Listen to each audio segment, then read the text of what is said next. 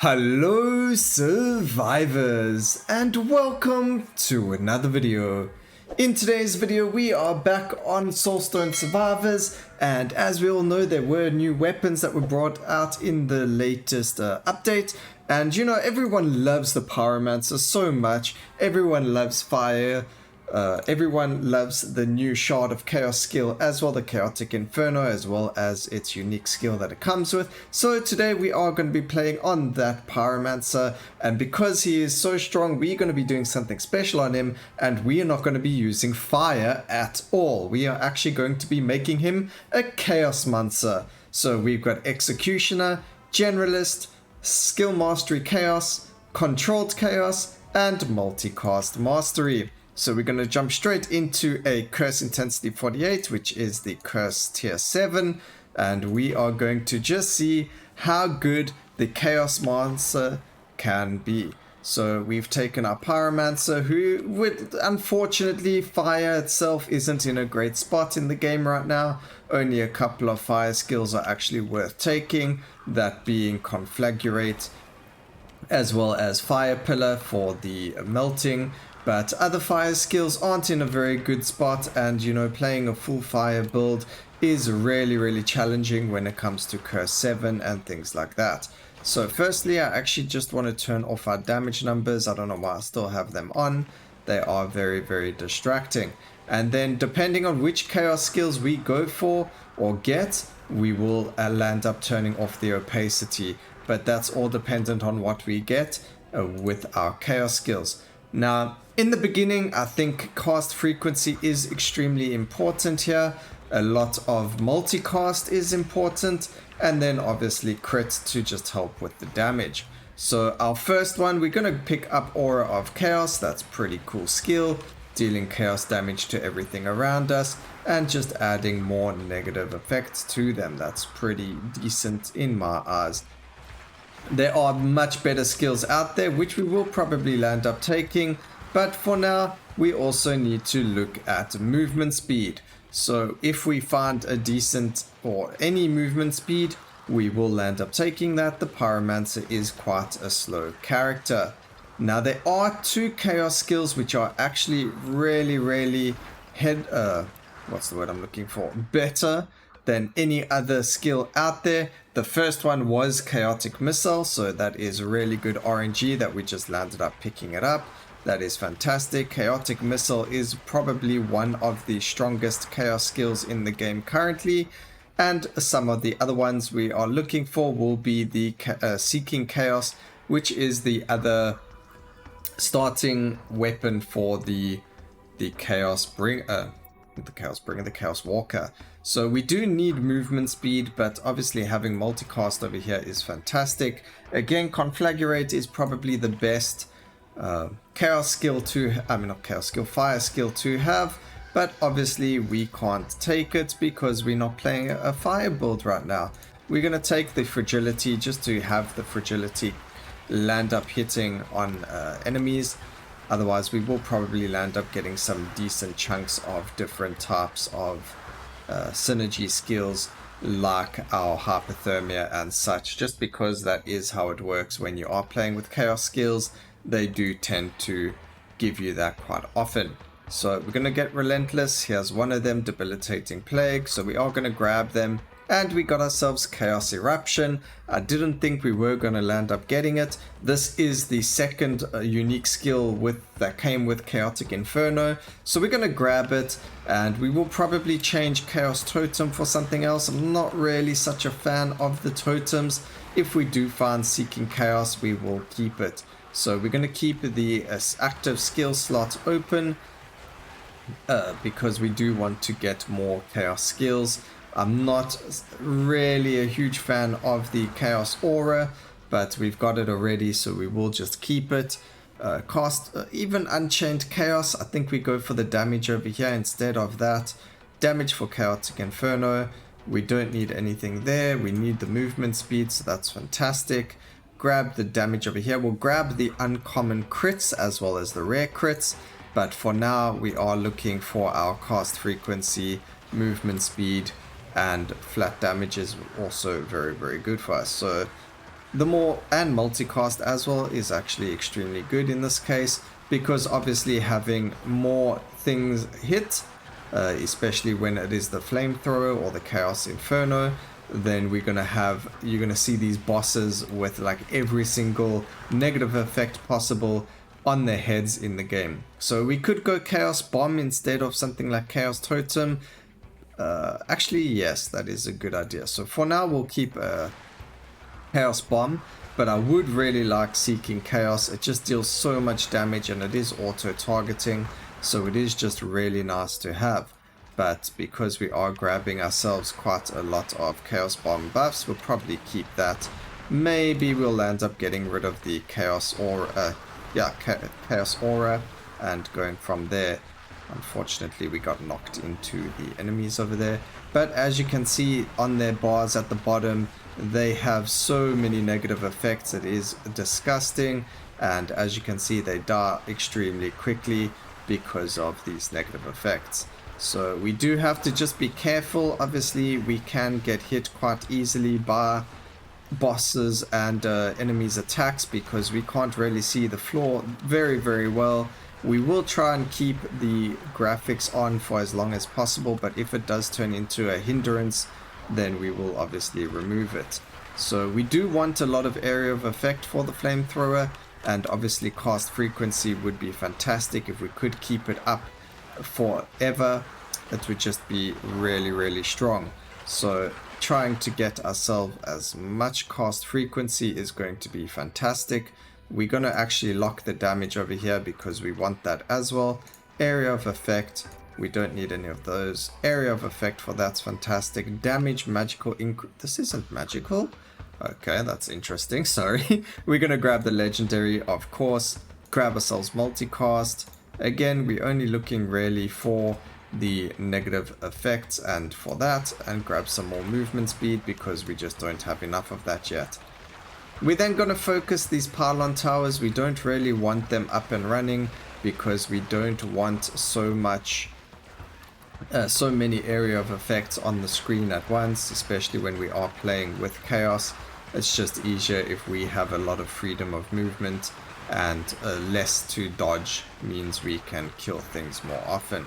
So we do want to try and keep our screen free of as much clutter as possible, and it does look like we're either going to have to change Aura of Chaos. As you can see, it's got so much AoE, not so much AoE, but it creates this huge red circle under us, and it does make it quite difficult for us to see. So we might have to get rid of it. We'll definitely take a look at that. Area of effect for lasting skills, that's going to increase the area of effect for the Aura of Chaos as well as the chaotic thing. And we actually have a lot of skills here that we want. Hopefully the lock is working perfectly. We'll see when we get our next level up. We might have to lock again, obviously, because we do want more of them than what we are given. But at least we did get another Swift, so that means we can dodge a lot more, which is fantastic. And because we did get them, we're going to lock the damage over there one more time. I think we are going to run out of locks though, unfortunately, so hopefully we don't get something in the future where it's like double or triple legendary, because that will just be really sad. But otherwise, damage for every single chaos skill is very good. And we can now focus on the pylons since, you know, we're running past it. And then back on the bosses. Unfortunately, we're not doing as much damage as I would have hoped. I really think Aura of Chaos could be changed for Seeking of Chaos. But it's all a learning experience, and, you know, we kind of go through it, learning what is really strong Chaos-wise and what's really, like, you know, something we can just get rid of because it's not working how we want it to. So Aura of Chaos is one of those skills, although it could be really strong, because it requires you to be too close to things for too long. It's not really worth it. As you can see, our life just gets knocked quite heavily in this, and that's because we have to kind of stay close to things when we don't really want to. So personal preference, we get rid of the Aura of Chaos. I'll try and get rid of it if we get something really worth getting rid of it. Let's just do a reroll once or twice over here. see if we can get something. We never really got anything. I don't want the Chaos Golem, and we can go for the crit over here. We can grab more area of effect. We can banish the armor, more AoE. I'm wondering if Chaos Wave will be better than that. 2 to 720 damage. It doesn't have knockback, so no, we're not looking for that. More area of effect and some cast frequency for Unchained Chaos. Unchained Chaos is also one of those skills where it's in a very unique position where it's not extremely strong, but it does bounce to enemies, so it can be very good. I do need to change the opacity just a bit. We'll put it down quite a bit, because unfortunately the aura of chaos is just getting a bit out of hand, and because it's making us harder and harder to see what's going on around us, at least by our feet. So we don't have to needlessly just dodge every second because we think there might be something under us. It's better for us to actually see what's going on and go from there. So we're going to see the chaotic missile doing its job over here, really destroying the fallen knight, especially when we are able to keep our mouse cursor over the enemy. Then you can see that it really does melt them very nicely. So the main skill in the build is actually the chaotic missile, and like I said, it's a very strong skill, and keeping your mouse over the target really helps kill that boss. Unfortunately, as you could see there, I could not dodge out of that ability. It was just a huge AoE, and unfortunately I did not have all 3 dodges up, and that's why we also wanted the opacity down, so that something like that, a situation like that, didn't occur. But unfortunately it occurred anyway, and as you can see, that is what happens. Alright, so 20% there, that's fantastic. A Chaos Bolt is also pretty strong, but we'll keep it as is. I think we'll just keep the skills how they are.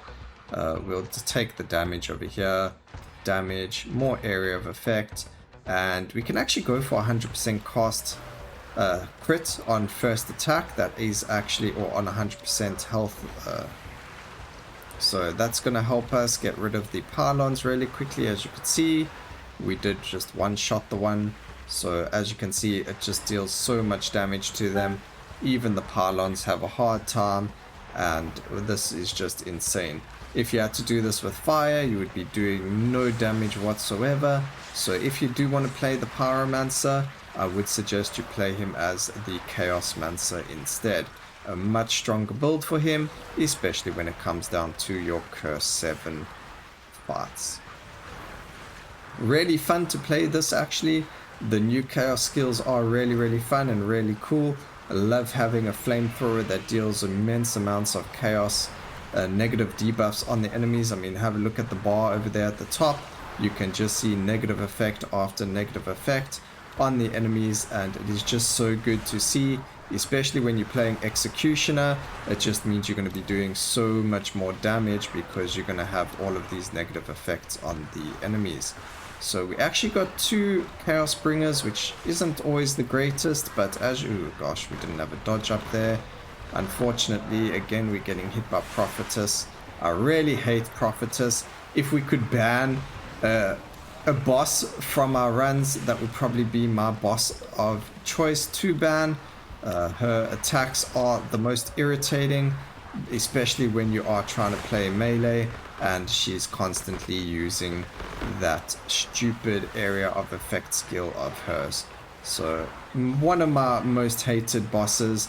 And then the second one is the Chaos Bringer, just because of his annoying bomb that he uses. So, you know, out of all of the bosses, the only 2 that I really hate, like deeply hate in the game and wish could be removed, are the Chaos Bringer and Prophetess. And it's only because of Prophetess stopping a lot of the melee, and the Chaos Bringer with his huge chaos present that he causes us. So more area of effect. We can go for more damage there. A bit more movement speed is good for us. Area of effect for all chaos skills by 30%, so that's better than the 20% expansive. And we can get some life. So we got a decent chunk of area of effect now. That's fantastic. I still would have liked... Oh, we did actually get a Epic Relentless. I was about to say I would like more cast frequency. As you can see, our flamethrower doesn't last forever, so if we could get that down to like a 3-second cooldown, it might last even longer, and that would really help with obviously adding more and more damage to our overall damage, because flamethrower is just really good at stacking debuffs. So you don't actually need to have a full chaos build, but I thought it just suited the whole theme. We're going to be playing chaos, we might as well go full chaos. Why not? And see where it takes us. We'll take the fragility to bleed, it's not really necessary, but why not? We are on our final boss fight over here, and it wasn't the best run. I actually did a run before this recording where we got Seeking Chaos, and it was only a 9-minute run, whereas as you can see this one has taken slightly longer, 11 minutes. And that is, again, it just depends on the skills you get. You need to get the strong chaos skills in order to kill the bosses super quickly. Although all the other mobs do die relatively quickly. Again, if you do not want to die like that, and if you want to clear the bosses out extremely fast, you want to have the correct skills to do it. So do keep your eye out on Seeking Chaos. It is a very, very strong skill when it comes to Curse 7. But our Aura of Chaos has a huge AoE now, which is really, really cool. It does help with its damage a lot more, and obviously that's going to make it a lot easier to kill things in the long run. However, we do have to be careful. We don't have much life left. Although the bosses are also quite low on life, we don't want to die. And as you can see, we are 1v1 now. Well, actually 1v quite a lot. But there we go, done and dusted. Let's quickly use these. Oh man, I don't know, just force of habit. But anyway, there we go, there's our Chaosmancer. We finished in 12 minutes. It is very, very slow, but as you can see, Aura of Chaos doing a surprising amount of damage. I really didn't think it would be doing that much damage. Chaotic Missile actually doing a lot less damage than I thought it would be doing. It's supposed to do a lot more damage, but unfortunately this run it seems like it never. Chaotic Eruption doing a lot more damage than I thought it would be doing, so that is really, really, really strong as well. And Chaos Bomb we all know to be a very strong skill as well. So I hope you guys enjoyed the video. I hope this shows you just how good chaos skills can be and how good the Pyromancer can be when you change Pyro for chaos. So the Chaosmancer build, I hope you guys enjoyed it. Please remember to like, comment and subscribe for more videos like this in the future, and always remember, keep safe survivors. Until next time, cheers.